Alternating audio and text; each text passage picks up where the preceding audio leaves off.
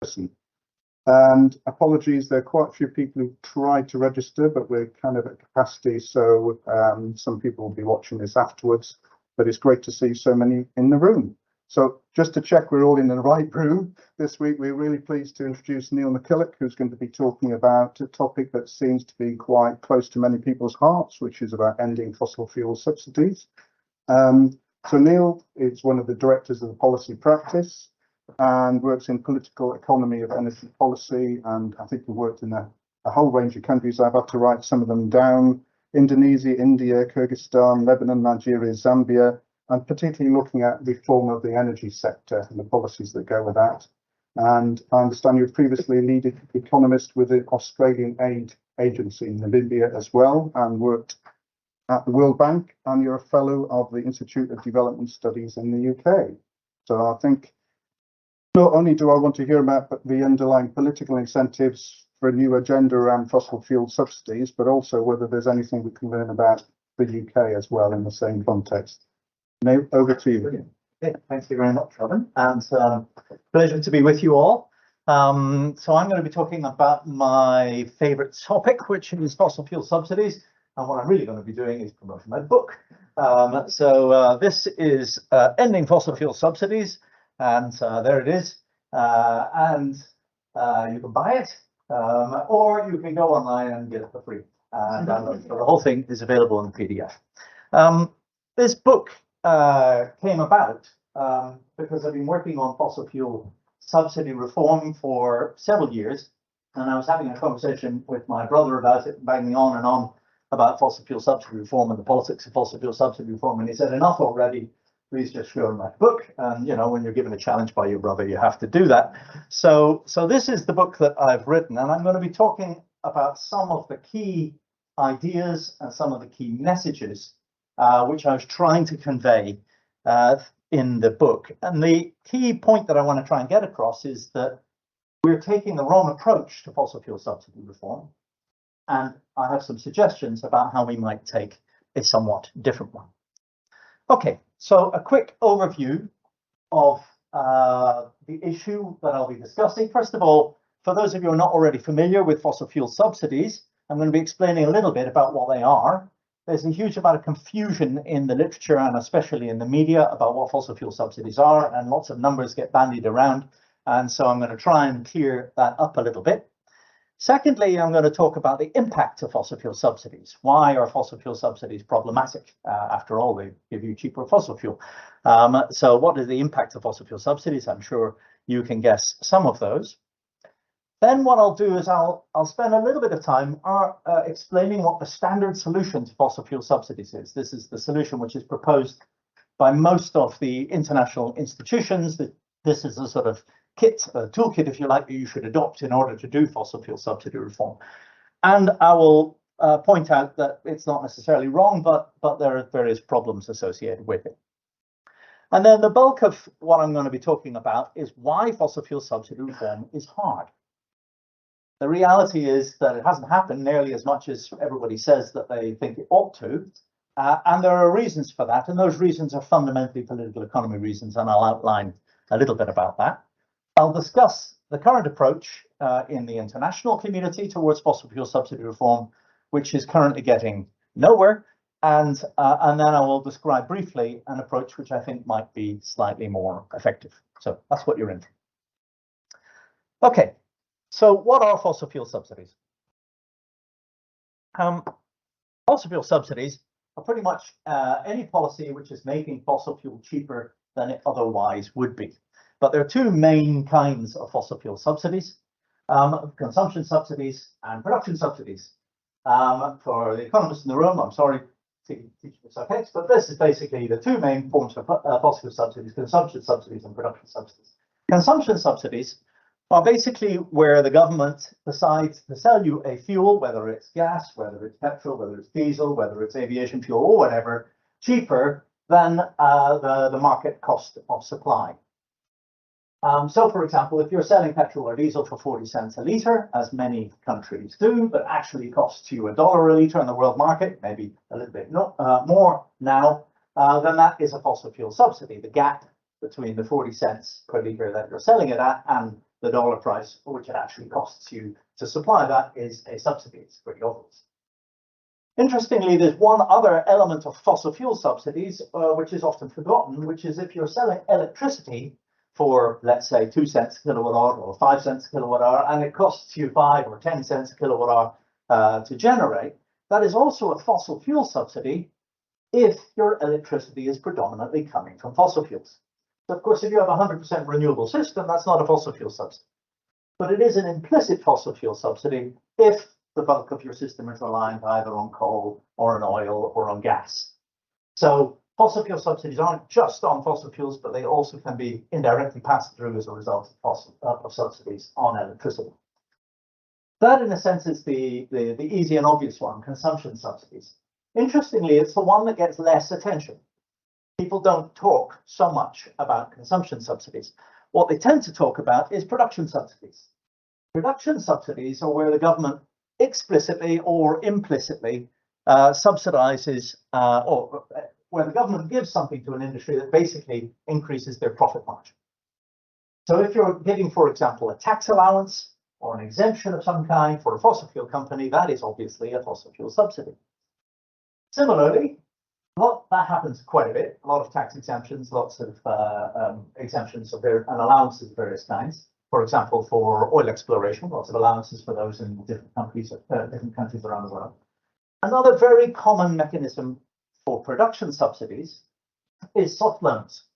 So you'll quite often find that governments will say, oh, well, we're going to give a loan guarantee, that's a form of subsidy. Or we're going to do an equity injection of some kind or another into a company, that's a form of subsidy. Or we're going to give you a subsidized loan, that's a form of subsidy.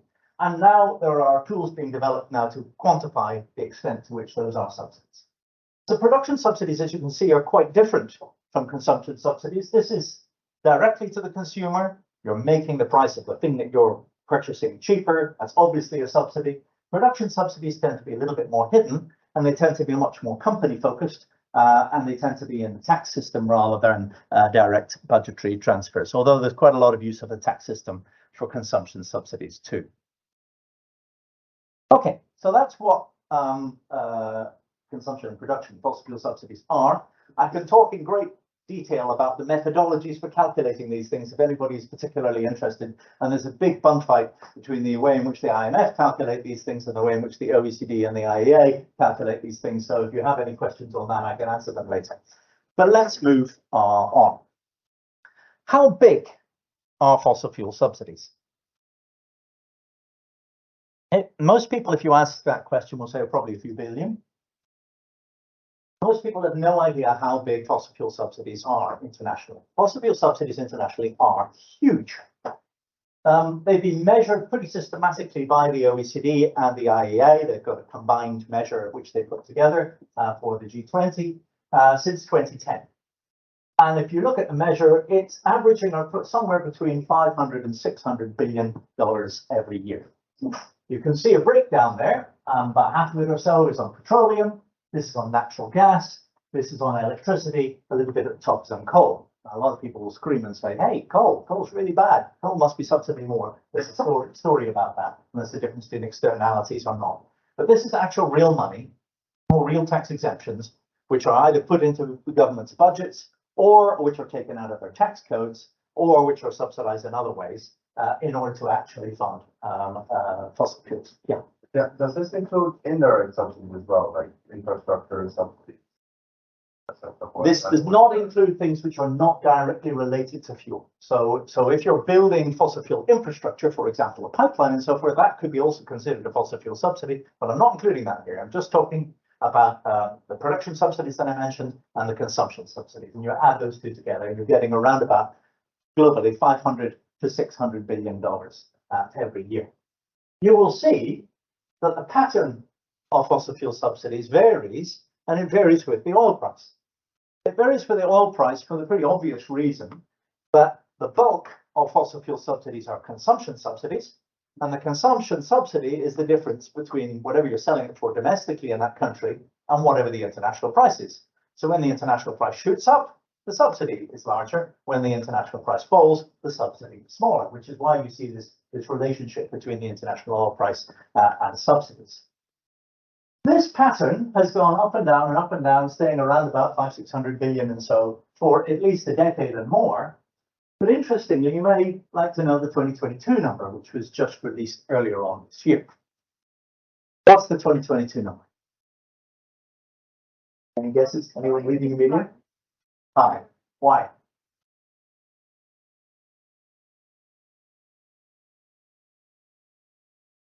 Why are prices of fossil fuels enormously high in 2022? That's the oil price. What caused that? The war. Thank you. The war in Ukraine meant that rich countries, predominantly the European Union and the UK, put huge subsidies on energy costs. You may remember a certain prime minister we had about a year ago in this country called Liz Truss. She said, rather inadvisedly, that it would be a great idea to subsidize energy bills for 2 entire years at a cost of around about £100 billion, until the markets decided that maybe the UK couldn't quite match £100 billion worth of subsidy, which was completely uncosted. And that was the end of her premiership, rather. Fossil fuel subsidies got rid of Liz Truss effectively because she killed the finances of the country by promising something which was completely unrealistic.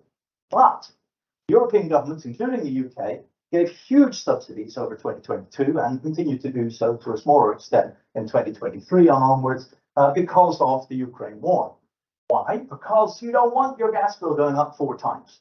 It hurts. You have to do something as a politician, and so they did.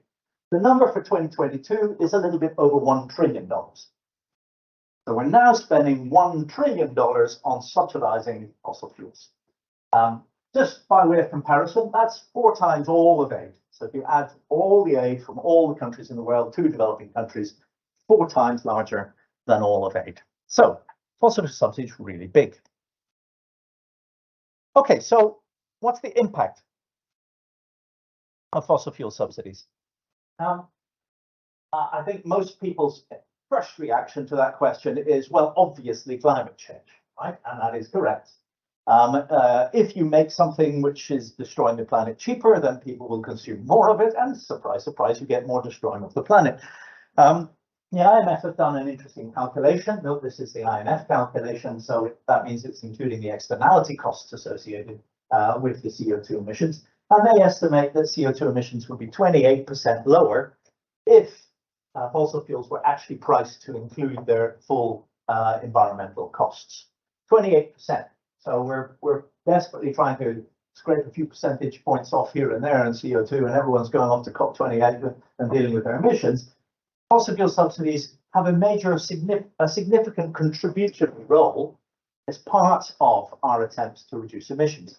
If fossil fuels were actually priced to take into account their damage, then CO2 emissions would be significantly less because people would use less of them. That doesn't necessarily mean that they would get less service from them, because of course fuel efficiency standards will also increase, but it would mean that there would be higher prices. So the number one impact, if you like, of fossil fuel subsidies is that it contributes to climate change. But very often people stop there, and I think that misses some other rather important impacts. This one is absolutely crucial, which is pollution. If you burn lots and lots of fossil fuels, you don't simply emit CO2, you emit an awful lot of other nasty things too, depending upon how efficient your combustion process is. In 2017, the number's a little bit old, but it's probably a little bit more now, 3.4 million deaths due to outdoor air pollution. This isn't indoor air pollution. This isn't, smoky fires and so forth getting in people's lungs in developing countries. This is outdoor air pollution. This is the stuff you and I breathe as we're walking along the road, whether it's in Oxford or London or Beijing or wherever. In 2019, 1.7 million people in India died prematurely as a result of outdoor air pollution. All of these tiny little PM2.5, the 2.5 micron particles, which are emitted when you combust fossil fuels inefficiently, which is most of the world, get in people's lungs, and they do them significant harm. Most of that damage is caused by particulate pollution, in particular from coal-fired power stations. Now, you'll notice that coal was a very small part of the total amount of fossil fuel subsidies, the graph that I showed you. The reason for that is because the graph that I showed you only shows the stuff which was in the budget. The real damage from coal isn't the stuff that's in the budget. The real damage from coal is the externality costs that it has. If you were to actually price coal with its full externality costs included, then the price of coal would be hugely high. But so the IMF consider coal as the worst culprit for fossil fuel subsidies because they do include the externality costs within their calculation. And therefore they say the number one thing we need to do is get rid of coal. And that's probably also true from an emissions perspective as well. But the principal damage being caused is both petrol, which is driving around the big cities, and coal-fired power stations. But there are other major impacts of fossil fuel subsidies as well. Robin mentioned I did quite a bit of work in Nigeria. I just got back 2 days ago working on electricity sector reform in Nigeria. Some of you may be aware that Nigeria recently, just in the middle of the year, did a major fossil fuel subsidy reform, the first time for about 30 or 40 years. The new president, Tinubu, has done this thing. This is, I've been working on fossil fuel subsidies in Nigeria for about almost 10 years now. And this is the figures from the budget for 2021 and 2022, the federal budget of Nigeria, a country, remember, that has 200 million people. This is the education budget, okay, it's a percentage of GDP, it's the health budget, this is the social protection budget, and this was the 2021-22 fuel subsidy. Nigeria was, prior to the recent reform, spending about double on fossil fuel subsidies, on making petrol, it was just petrol, cheaper than it was spending on education. It was spending about 10 times as much as it was spending on social protection. Fossil fuel subsidies are a perverse misallocation of resources. Is it really the case that making petrol cheap is more important than health and education and social protection? Most people would say no. Most people in Nigeria would say no. And fossil fuel subsidies are also enormously disequalizing. So this again is from Nigeria. And this is the percentage of the fuel subsidy which is received by different groupings. That's the poorest, and that's the richest. And that graph is replicated in every single country that study has ever been done. It's been done in several different countries. And if you think about it, it makes sense. Because the people who benefit most from fossil fuel subsidies are the ones who consume the most fossil fuels. Yes.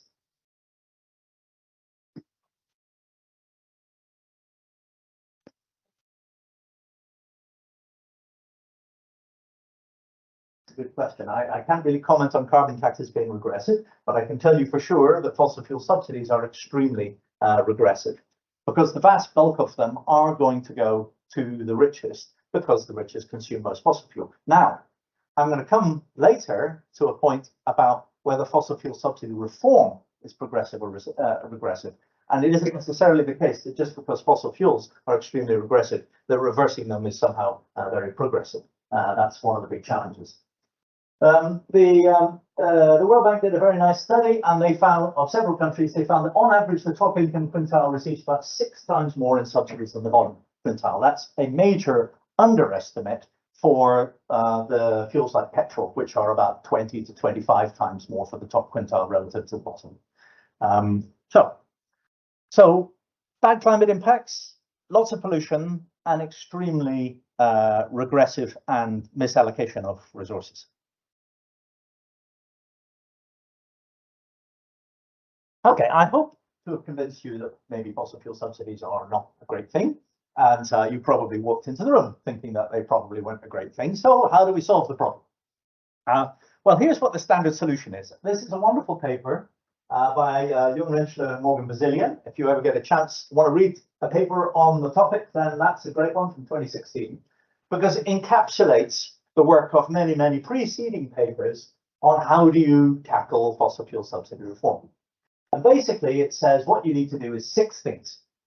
These 6 things are, first of all, figure out what's going on. Assess the subsidies and the pricing mechanisms. All right, you have to do your homework. You have to figure out precisely what is being subsidized and how much it is being subsidized. That seems like a super obvious point. Most countries do not do this. Most countries deliberately do not do this because they don't wish to know what the answer is.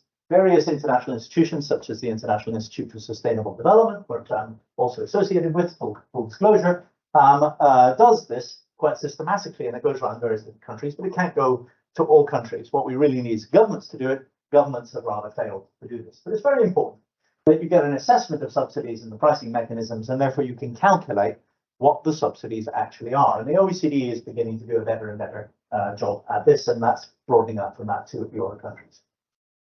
The second measure is building public acceptance. So what the World Bank suggests, as Yun and Morgan were both at the World Bank when the time they wrote this, communication strategies, mapping the interest group, stakeholder identification, basically selling it, doing what I'm doing, telling you, hey, it's a big problem and you really better do something about it. We need to build public acceptance. Then, of course, we know that any reform program is going to hurt. You know, when you take a huge subsidy off something, then the price rises by a lot, and people are pretty unhappy with that. So you want to protect people. So you need social protection mechanisms and compensation. There's a very nice big report just produced by the World Bank, which is on fossil fuel subsidy reform and cash transfers. The World Bank loves cash transfers, and that's what they want everybody to do. But there's also other complementary policies which you could include. So design yourself a complementary policy and a compensatory policy. Revenue redistribution. Right, you've taken away your subsidy, you've got a big chunk of cash. Now, what are you going to do with it? It's a good idea to have a plan for what you're going to do with it. That might be more spending on health and education. It might be institutional reforms. It might be tax cuts. It might be direct transfers of some kind or another. Figure out what you're going to do with it. Then, of course, there's a bunch of complementary measures. For example, we talked about energy efficiency. So you want some energy efficiency. Maybe let's put some new investments in for alternatives to fossil fuels. Let's do some training and capacity building, reform your market, etc., etc. And then, because it's all a bit bumpy and a bit tricky, timing and price smoothing. Try and figure out what you need to do. What's the right sequence that you should do these reforms in?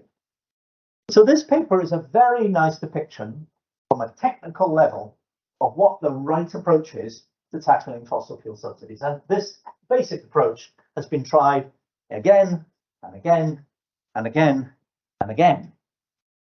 And it has failed again, again, and again, and again. That's a bit unfair, actually. A few times it has worked. Interestingly, in Nigeria, this is precisely what President Tinubu is trying to do, advised by the World Bank, and it may well succeed because this has got a lot of political capital coming in as a new president. So there are some situations where this approach has worked, but very often these reforms get reversed. So why is fossil fuel subsidy reform so hard? We've got a huge problem. We know how big it is. We know how to solve it. Why don't we just go and do it? The reason why we don't solve fossil fuel subsidy reform, the reason why it's been so hard is politics. The number one reason why fossil fuel subsidy reform is hard is the really obvious one. It hurts people. If you have got a massively subsidized price for any fuel, whether it's gas, whether it's diesel, whether it's petrol, whatever it might be, and then suddenly you remove that subsidy from it, then the price is going to jump, and it's going to jump a lot. The bigger the subsidy you have, the more the price is going to jump. Even if you jump that price by a relatively small amount, Mr. Macron, in 2018, you run into serious difficulties. And in developing countries, the subsidies are much, much bigger than the ones that the French were trying to tackle in 2018. So as a result, it's quite tricky for politicians to do fossil fuel subsidy reform. Politicians aren't stupid. They know that this is extremely unpopular. They know this is going to, provide a big boost to inflation. They know this is going to make the cost of living worse and so forth. The last thing they want is their opposition saying, hey, what are you doing to this? Or you're killing us all. So now, to some extent, it does depend on where the subsidy is. It also depends on whether it's a direct impact or an indirect impact. But let's take gasoline, LPG, and kerosene, which are three fuels which are very often subsidized. Gasoline, the vast majority of the benefit is going to the better off. Kerosene is pretty evenly split amongst the different 5 quintiles. If you remove a kerosene subsidy, you're really going to hurt the poor. If you remove a gasoline subsidy, then a bunch of people in Range Rovers are not going to be too happy, but probably not the bulk of the poor. But the direct and indirect impact also really matters. And this is answering your question earlier as to whether it's progressive or regressive. Fossil fuel subsidies themselves are enormously regressive. They benefit the best off. However, when you reverse them, not only do you get a massive spike in the particular fuel that happens to have been subsidized, but you also have a push-through effect of that on everything that uses transport. What's the number one thing that gets transported around most countries that really matters? Food. If you are in a big country that moves food around in trucks and your diesel price suddenly doubles, then suddenly the food price is going to increase. Food is the single most regressive thing that you can increase prices on, because food is the thing which is the biggest budget share in the budget of the poor. So whilst it may be true that fossil fuel subsidies are extremely regressive, it is not necessarily the case that fossil fuel subsidy reform is progressive because of what it does to the price of food. So, number one reason why fossil fuel subsidy reform is hard, you're about to hurt some people, possibly quite a lot. The second reason why fossil fuel subsidy is really hard is because it breaks the social contract. I see you studied political science. Who's this? Leviathan. Thank you very much. Okay, bye. Thomas Hobbes. Yes, excellent. Good. Right, rest of you. Roots of political science. So this is Thomas Hobbes' famous Leviathan. And the whole idea behind the Leviathan is that there's a social contract between the ruler, and his time the king, and the people. Okay.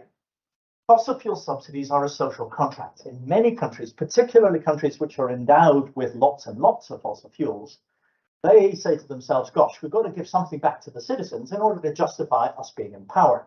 Well, what do we have a lot of? Well, we have an awful lot of oil or an awful lot of gas or whatever. Why do we make the prices of that cheap? It's natural, it's appealing, it's possible because they've got the thing. And so an awful lot of countries with fossil fuel subsidies also have significant reserves of oil. And so they give it back to the people. And not only that, but they often have decades of narrative that say, we have oil, and therefore we are making it cheap for you, because this is the benefit that we, the rulers, we, the leaders, are going to give to you. Which is great, until you can't do that anymore. And you turn around and say, now we need to do a fossil fuel subsidy reform. Not only is everybody cross that the price has risen, they feel you're fundamentally violating a social contract that you have entered into. We did in Nigeria a whole set of perception surveys on fossil fuel subsidies about 4 or 5 years ago. And the results were fascinating. The results were everybody was in favor of fossil fuel subsidies, despite the fact, interestingly, we also tested if they understood what they were, and they didn't. But nonetheless, they were definitely in favor of fossil fuel subsidies. And why? Because it's the only thing we get from the government, quote unquote. It's the only thing they give us. They don't give us health, they don't give us education, they don't give us roads, but we get cheap petrol. Please don't take that away. It's part and parcel of the social contract. And if your political narrative has been that for a long time, then breaking it will cause you trouble. And this is the kind of trouble that it will cause you. Price increases are not only unpleasant for consumers, but they also help oppositions mobilize against the government. Perhaps the main reason why politicians in so many countries don't like doing fossil fuel subsidy reforms is that they're a gift to the opposition. Why don't you just hand over the keys of power? You've got an opposition, and now you've done something which hurts people in a way that allows everybody to mobilize against you. And mobilize they do. In certain circumstances, that mobilization can lead to not only protests, but to riots.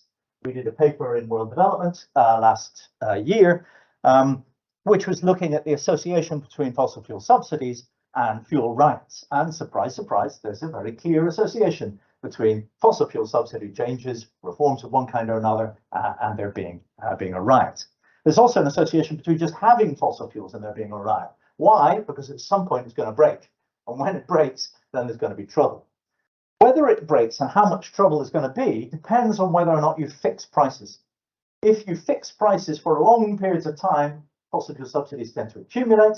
When they accumulate, then you are going to have a big problem.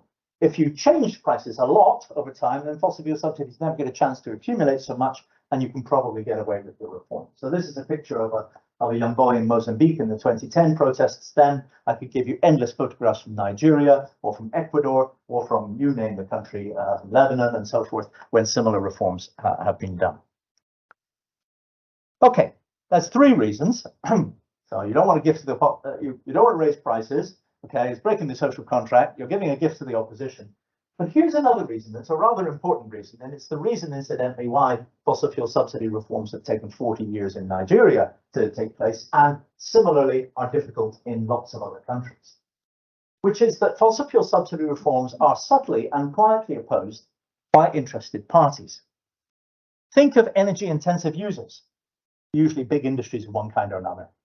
Well, they're closely connected to politicians. The last thing they want is an increase in the price. Okay. Think of fuel importers who've got monopoly rights, such as the Nigerian National Petroleum Corporation.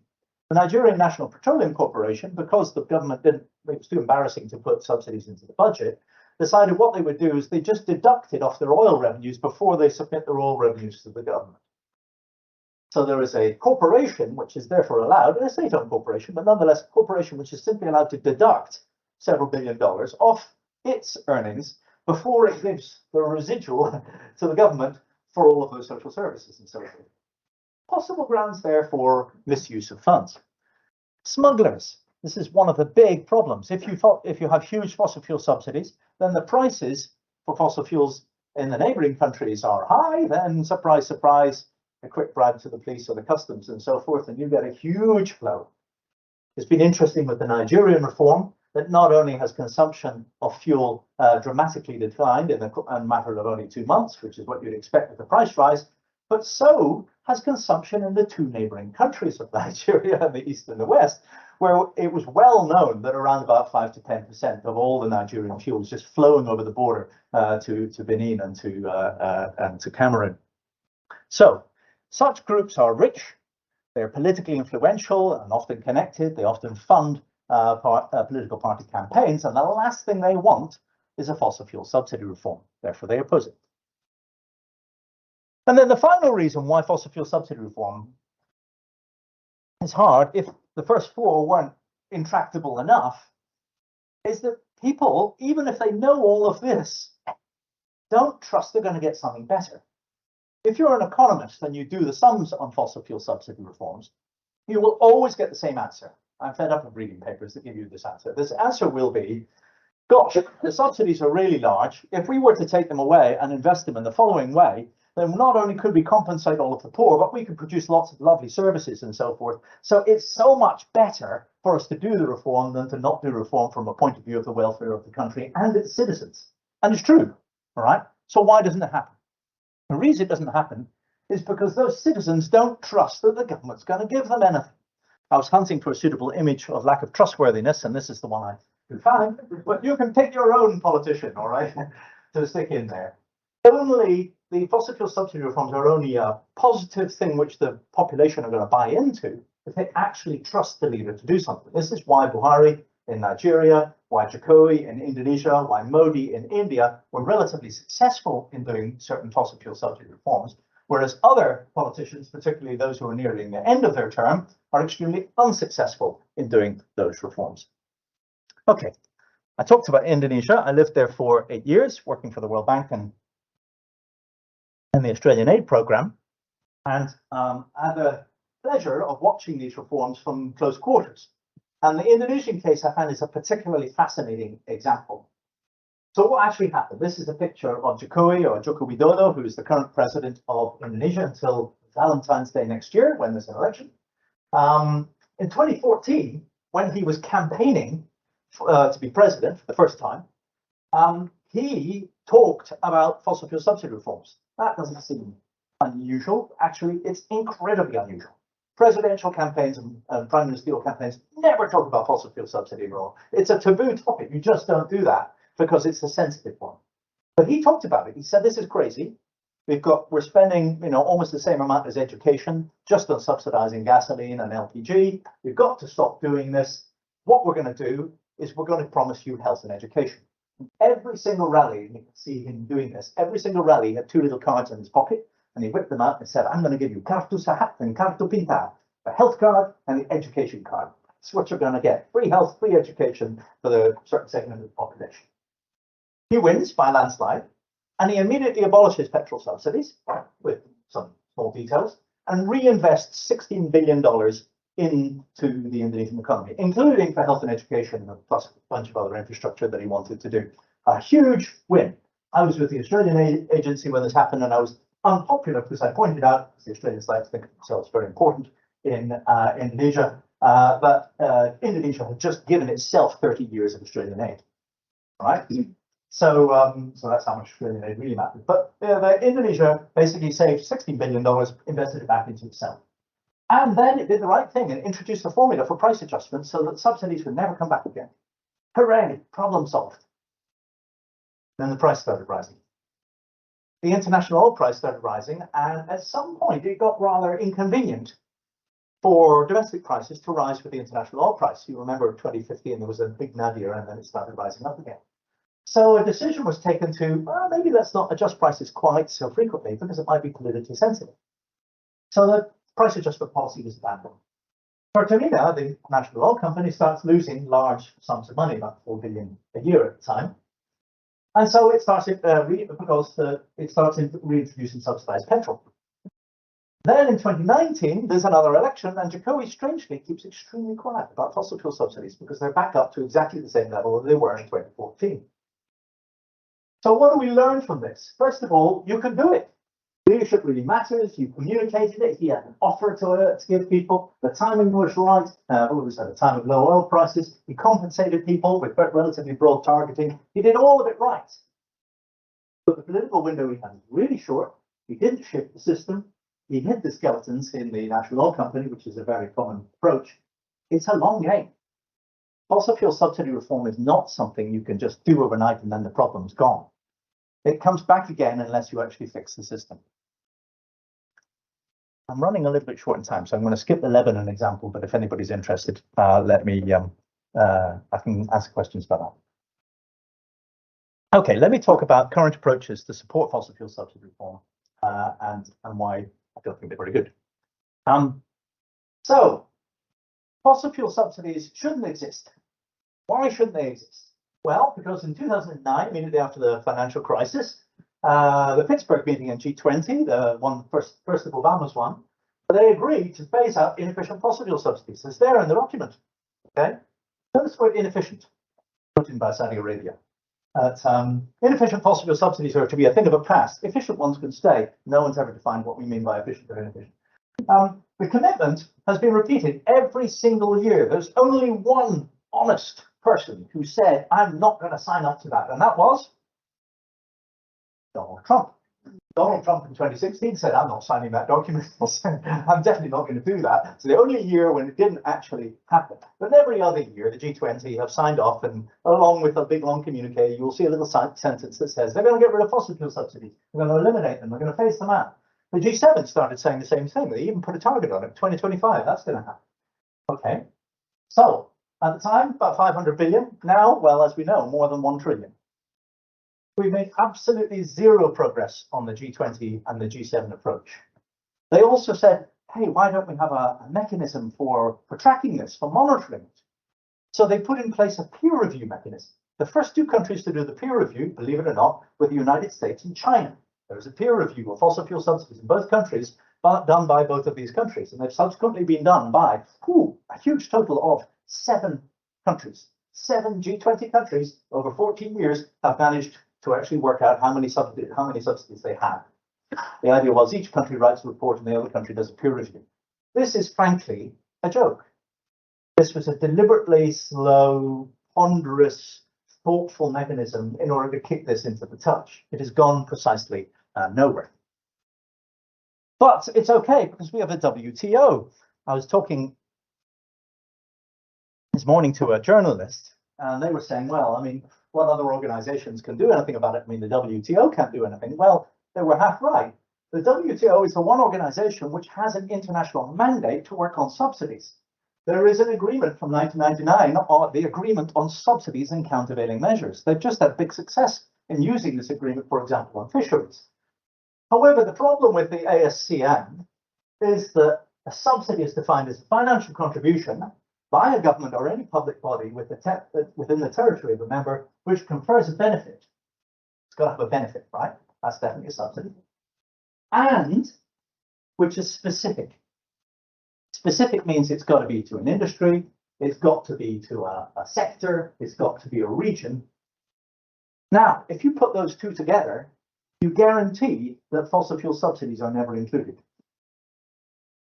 Fossil fuel subsidies are never not conferring a benefit, but they are never specific either. They are generic. That's the whole point of them. And as a result, there's never been a successful challenge at the WTO, even before they killed the appellate body of the WTO. In principle, as an international institution which solves the problem, in practice, it has been deliberately neutered from doing so. The reality of the current approach, fossil fuel subsidy reform, is that it's tiny, it's technical, and it's timid. It's tiny in that almost no money gets spent on fossil fuel subsidy reform.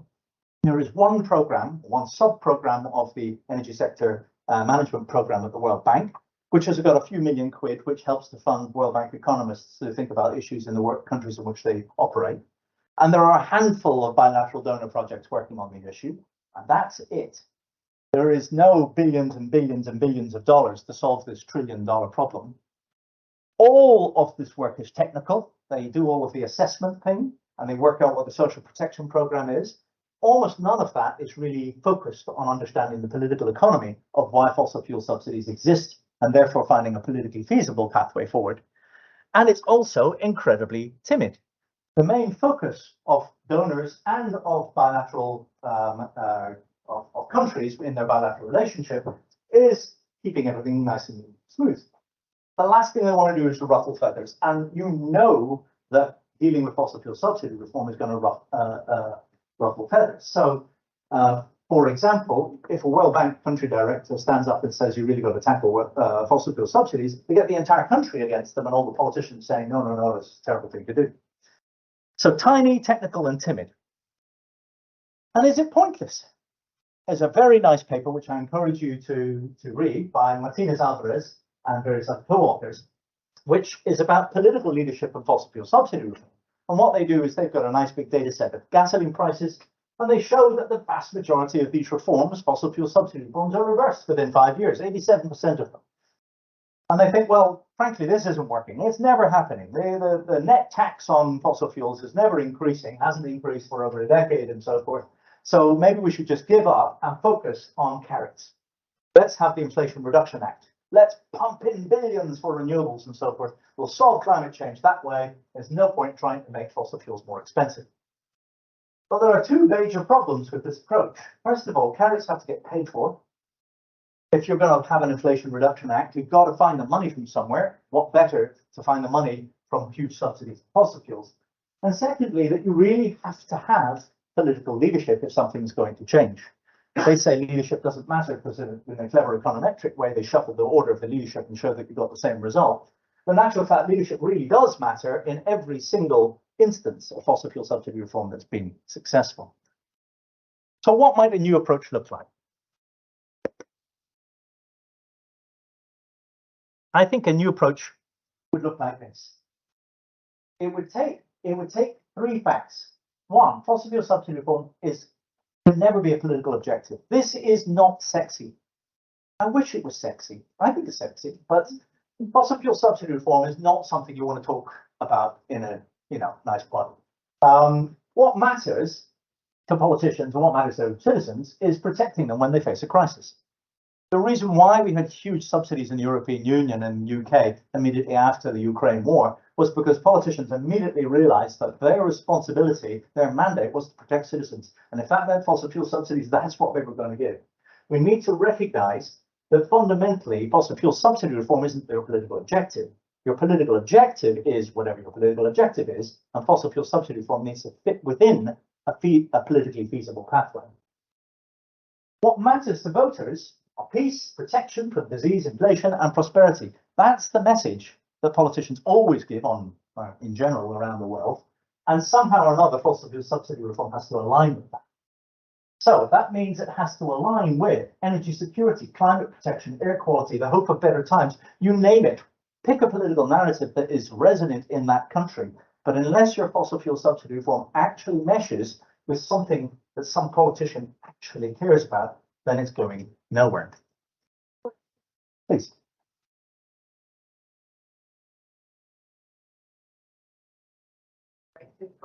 prices to inflict subsidies, but they're trying to keep it from for taxi drivers and truck drivers in order to like keep the social movement like quiet. Do you think that could actually? Let me come back to that one, but it's a very common example of people try and do that. And I'll come back to it in a minute, but it's a very nice question. Okay, so what would a new approach look like?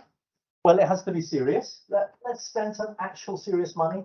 Let's actually calculate, is it actually possible for G20 members, G20, the richest countries in the world, to track and monitor their own fossil fuel subsidies? We seem to track and monitor pretty much everything else, so why can't we track and monitor on an annual basis fossil fuel subsidies? Do you think that would be possible? Be political. Do some political economy analysis. Political economy analysis is there to try and dig down and understand what the motivations of the different actors are, what their incentives are, what their mindsets are, and so on and so forth. And that then can provide interesting and useful information about potential coalitions, which could nudge things forward. And be brave. The development community, for the most part, has ignored this issue as a too hard to handle type of issue, rather than actually saying this matters, we need to deal with it. Is there a role for research? I'm conscious that I'm sitting in a research place, and the usual response on fossil fuel subsidies, the number one response in every university I've ever given this talk at, is we need more research. Well, researchers would always say that, and it is true, there is a role for research, but honestly, the role of research is relatively limited in fossil fuel subsidy reform. Evidence isn't what counts. That's not what's moving the needle. The only research, well, not the only research, but among the research that might be useful would be stuff which is from anthropology and political science and sociology, which is really digging down as to what the blockages are, rather than one more technical report that says, hey, if we got rid of fossil fuel subsidies, it'd be really good for the world. So study the political economy constraints reform and also look at how successful transitions have happened, because they have in various different countries. And most important, buy the book. Right. Thank you. That's it. Thank you very much. Just to put in terms, I heard Andrew Forrest, who's chairman of Fortescue yesterday, and he was suggesting these messages need to be taken to the public at large, who should be coming back to say we want to spend the money on education or healthcare. So it's more about understanding the numbers and the political capital being actually brought back to the audience, but to the politicians by the people. And that's beginning to happen. A month ago, I don't know if you saw on YouTube, a bunch of Dutch protesters blocking streets, about 10,000 of them and so forth, and being water cannoned because they were protesting about fossil fuel subsidies. So there is a narrative beginning to build that maybe these aren't such a smart idea and we should do something about it. So you said you were going to come back to a question. Yes. So let me, because it's a technical question, but also a political one. So how do you do a fossil fuel subsidy reform? Well, there's all the standard technical stuff, and this technical stuff will never tell you, make sure your truck drivers are okay, or make sure your taxi drivers are okay, because it's not. In the Indonesian reform that I mentioned, there was one exception to the entire group of people who were, to the entire reform in 2014. So this huge reform, but there was one group which was exempted. Indonesia has 17,000 islands. Lots and lots and lots and lots of islands. Every single community on the coastline of Indonesia is a fishing community, and they all use pretty rough old boats burning diesel. You do not touch fisherman's diesel. So the one exception was fisherman's diesel. That one can keep at the cheap price. Wasn't too much of it because of small boats. Not allowed the big trawlers to have it. But the problem with that, of course, is that these are incredibly substitutable things. I mean, in many countries, they color diesel in a certain color in order to try and prevent its usage. But at the end of the day, diesel's diesel.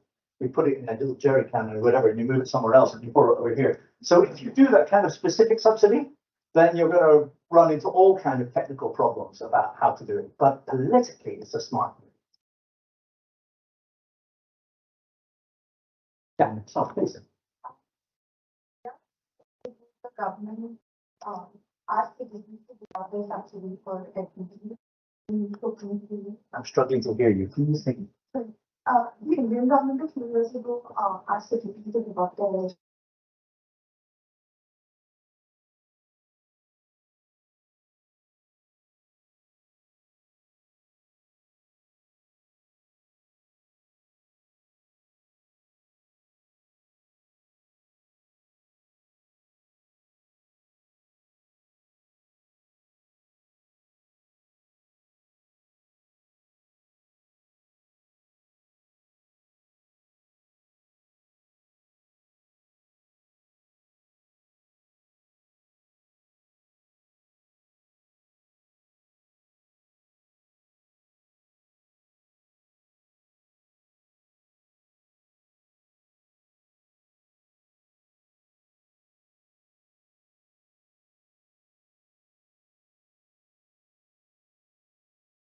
than any other subsidy, bigger than electricity and petrol and all the rest of it. And it's used overwhelmingly by the middle classes and above. They're the ones who buy the little 3 kilogram canisters. In India, it's an interesting case in point. Because of course, Modi has taken a very strong approach on this and substantially increased the prices during COVID of LPG canisters, which became super popular, I can imagine. But he was in an extremely powerful political position. He was a way of getting, he could get away with it, and he had to do it at the political cost of COVID.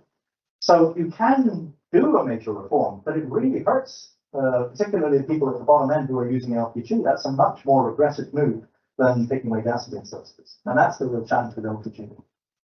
It's an energy transition challenge as well. You notice nobody talks about induction stoves. We always talk about clean cooking as LPG.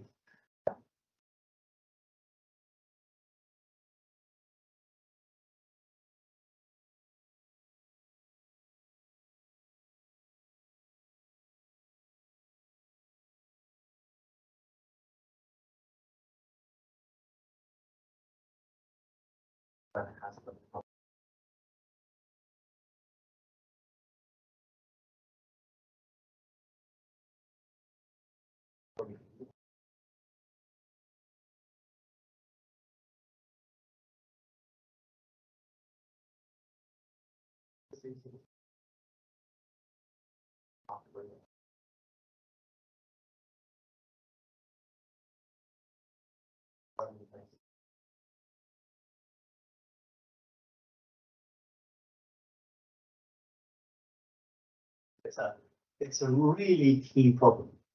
And one of the reasons it's a really key problem, it depends on the nature of the political system of the country that you're looking at.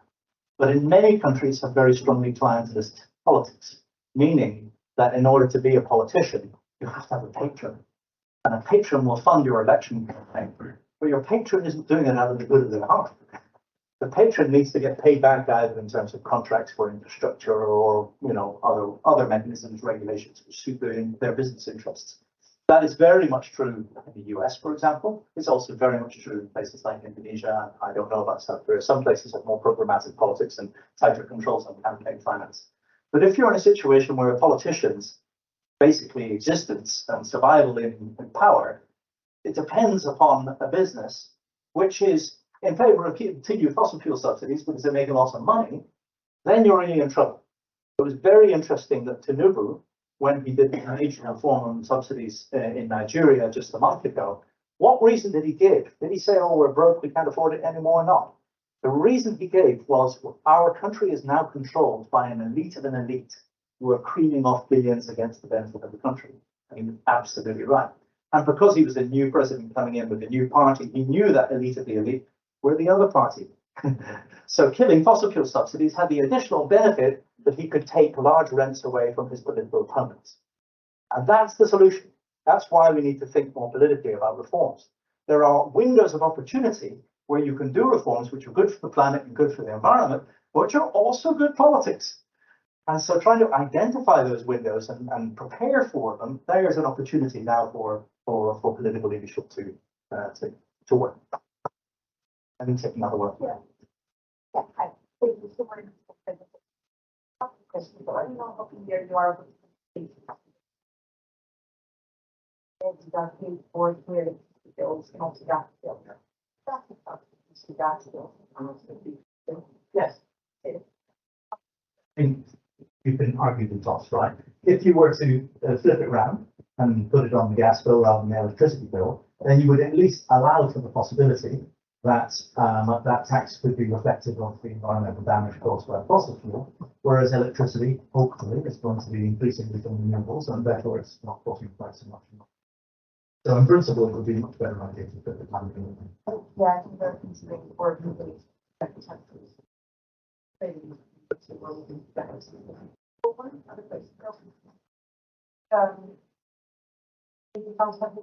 doesn't seem a problem. That's going to be very. I think that. We have more and is that somewhat unique in terms of the subsidies? And we never really address it for the subsidies, but we do slowly change values other. Yeah, I mean that is the current strategy. So the current strategy, they ignore the problem, and hope that if you just invest in enough renewables, then eventually everything will be electric and the problem goes away. Because, we'll be doing both. That's fine, but, you've all seen the projections of how long that's actually going to take. So getting a nudge from prices and from incentives is important. It's also that the failure for us to reflect those prices properly prevents things happening. So let's take the Indonesian case again. In Indonesia, like many countries in Southeast Asia, is very coal dependent. Indonesia is the largest thermal coal exporter in the world. Huge, vast quantities of coal. But it wants cheap electricity. Why? For political purposes, to subsidize electricity. So that means that it's got a utility where it has to buy electricity high and sell electricity low, and there's big subsidies. So now that's a bit of a burden. I know what we'll do. We'll force the coal companies to sell their coal for a fraction of its true worth to the state-owned electricity company, which is what they do. So normal price on the world market for that quality of coal is around about $250. But in Indonesia, you have to sell it to the utility for $70, a certain share, 25% of your output. That is a massive fossil fuel subsidy. It's done for political purposes in order to keep electricity cheap, but it also makes renewables impossible to deliver on. How can you compete? Well, they get a constant subvention from the Ministry of Finance. Their lending is always backed by the Ministry of Finance because they're a state-owned company. But the size of their subsidies is significantly reduced because they've beaten up the coal companies to make sure that they sell cheap coal. But as a result, anyone who comes along and says, hey, I can give you renewables for 5 or 6 cents kilowatt hour, says, well, I can get coal for 3, so bring it on. Because they're not paying the true cost. So unless we tackle this issue of subsidies, it'll be harder and harder to actually do the renewables that we want. Maybe just a quick follow-up. On the countries that do sort of have a higher share of renewables now, that are more progressive, do you already see a change in the size of the fossil fuel companies, subsidies? So Norway, China. Yeah, well, there was an interesting one, of course, but the fossil fuel subsidies, which are done by richer countries, as I mentioned, tend to be more on the production side rather than consumption. There are big consumption subsidies now because of the Ukraine war, but typically, historically, they tend to be more on the production side, and it's tended to be more about supporting national industries. So we see now the US and now the European Union are putting huge amounts of effort into supporting national industries effectively through subsidies. So I don't think it's necessarily the case that you got more renewables, you can now get rid of fossil fuel subsidies. They had already shifted over to a system which was benefiting a handful of selected companies rather than the bulk of the population, with the exception of tax breaks, which are happening at the moment due to the war. Neil, can I just ask a quick question about the WTO and this kind of idea of a border tax? If something's come in and it's not properly been accounted for, surely the rules there would allow you to recognise a large producer that has subsidised energy going into an export to a country that properly externalises the costs associated with dirty energy. In principle, it would. So in principle, CBAM is going to make it harder and harder, particularly for developing countries, to export things into the European Union, which are extremely intensive in carbon. In practice, if you have that conversation, for example, in Ghana has just discovered gas, all right? And you ask yourself, is Ghana worried about CBAM? Come on. If you talk to most large resource containing developing countries and say, are you worried about CBAM?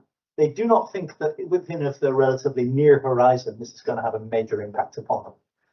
It will affect some countries. The countries that it will affect will be the ones which don't have political leverage over the EU. Those are the ones who will make the rules will be applied.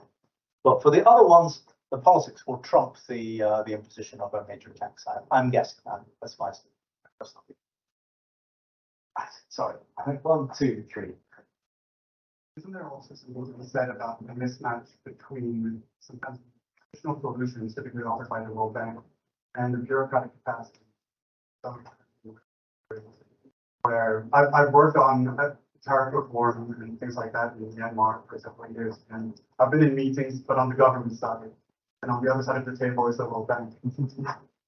They'll offer a list of solutions, execute on that, and then we leave the meeting, we go back to the office with all the bureaucrats, and we talk over what was just said, and most of it is like, that's great, but it's a level of complexity that we just cannot absorb in our own system. And so isn't there something also to be said about simply this kind of inertia in the bureaucracy? That sometimes the solutions are just bringing Western world solution to places that are just not there yet. I mean, I 100% agree. I'm also doing a project at the moment in Yemen, and the World Bank have just recently engaged in Yemen, and they said, hey, here's the list of stuff you have to do. And you're like, it's Yemen. Give us a break. So bureaucratic capacity really does matter, and aligning reforms with that. Having said that, it's still political. If you look at what Tinubu did in Nigeria just a few weeks ago, he announced it in the inauguration speech. Zero preparation. Zero. There were no social protection programs put in place, no subsidized loans for this, no complementary policies, no nothing. And the reason why is because he wanted to kill off his political opponents. He wanted to announce it, hit them hard, hit them immediately, and then tidy up the mess afterwards because it's early in his term and he could get around to doing it. You can do it without bureaucratic capacity if you actually want to do it politically. But it is true that the World Bank programs often entail. In fact, when I was with the World Bank in Indonesia, I always love this story because Yusuf Kala was the vice president of Indonesia at the time. And the bank was pushing a subsidy reform associated with a social protection program. Very good idea, right? And the problem was the bank said it's going to take 18 months to get the social protection program in place. And Yusuf Kala saved their bacon by announcing publicly and saying, the World Bank say I should do this reform and it would take 18 months to do it. They don't know Indonesia. We'll do it in 6 months, bang. And it happened. And 19 million households got cash transfers. Not in a particularly perfect way, but it happened. So bureaucratic capacity, yes, really matters, but only the difference. Sir. You've been talking about this a lot in the context of election cycles. What about the non-democracies that I'm sure have lots of fuel subsidies? Does it tend to go differently in those countries? There's an opposition. Is it easier or harder?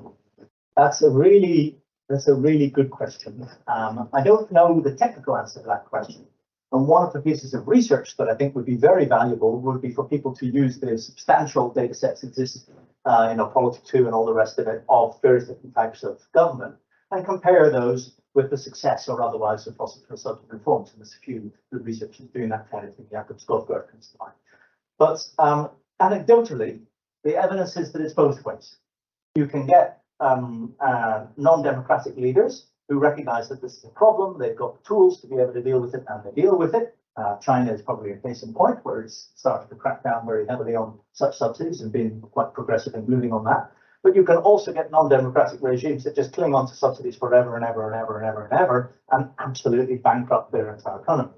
What it depends upon is not democracy, but a new literature, which I think is quite exciting one on political settlements. Political settlements literature is an excellent book by Tim Kelsall, just been published on this.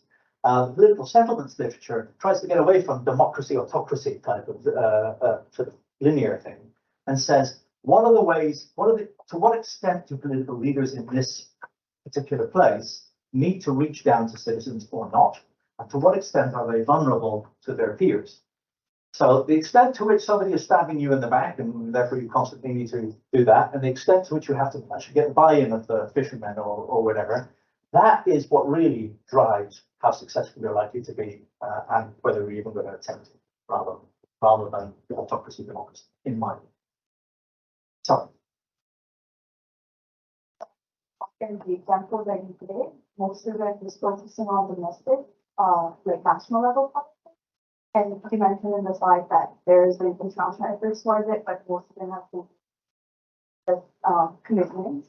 So do you see that, like, is there a possibility for, like, not beyond national level, but more international level politics driving the change rather, especially in light of the global energy crisis? Do you think there's more opportunities there in terms of international? That's a really interesting question, and actually that was the question that the journalist I was speaking to this morning asked. I was like, no good answer to that. I mean, what is undeniably the case is that international efforts haven't been successful to date. In principle, I think that most of the fossil fuel subsidy reforms are about how you spend your money and how you tax, and that's something that domestic governments hold on to very, very closely. Very few governments negotiate away that. I mean, you could argue that the Maastricht Treaty was an example of that within the EU, where there are certain limits on how much you can spend. But broadly speaking, countries like to look after their own budgets and tax. So it's primarily a domestic issue. But I do think if we got the US, if we got India, if we got Indonesia, if we got China to say, come on, guys, can't have a world in which we subsidize fossil fuels. We know this is a huge problem. Let's have a 5-10-year transition plan, which we will fund out of these subsidies, but we will all agree to abide by a certain set of principles, and we will encapsulate those within an international deal. That's doable. But somebody who matters needs to buy in. No disrespect to this wonderful country. These efforts in the WTO are led by New Zealand and Costa Rica. It's not going to move the needle. So, Shall we suggest that that's a positive note to end that? But should we thank again Neil for